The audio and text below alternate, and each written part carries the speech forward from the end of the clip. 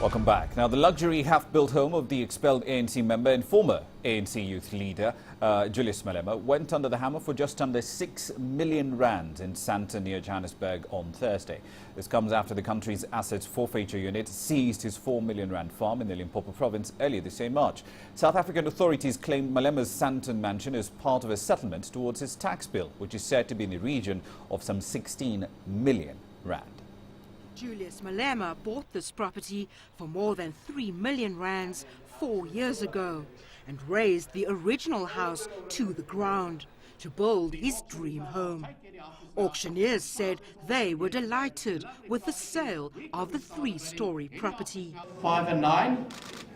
5.9. With this property, we actually exceeded our expectations. We sold the property today for 5.9 million. Which was definitely way above what we had anticipated. We had quite a few registered buyers that came through at the last minute, and I think they were also they contributed to us having a successful result today. I think that the fact that a property belonged to Mr. Malema before definitely put a bit of hype to the whole auction procedure and the whole process. And if you look at the property itself, I mean, when it's finished, it's going to be the best property in the area without a doubt. The house boasts an underground garden or sunroom, an underground cinema and a showroom meant for the display of Malema's vehicles. The plans also include a swimming pool, a spa, a wine cellar and a cigar lounge, as well as views of the Sandton skyline.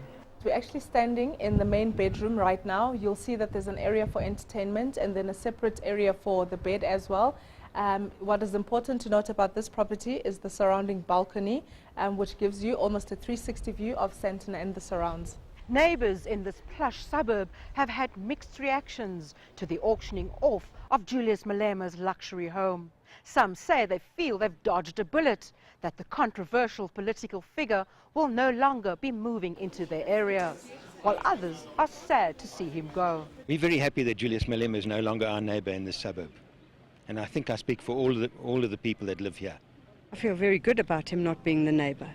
I think that he had a negative influence in the area. I think a lot of houses were up for sale. I think he added disruption. He was insensitive to this area. It would not have been good for him to be a neighbour here. Julius Malema was actually not a bad neighbour. He was very gracious, he was very friendly, he caused no trouble at all as far as I'm concerned. I know that there was a lot of unhappiness about him being here, but that I think has to do with his political views more really than him as a person.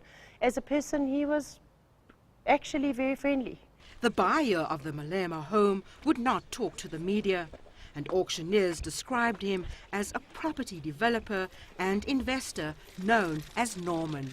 Although the sale of this property is expected to go towards settling Julius Malema's tax bill, he still faces charges of the irregular awarding of a multi-million rand tender, as well as charges of fraud and racketeering. Renee Del Calm, CCTV, Sandton, Johannesburg.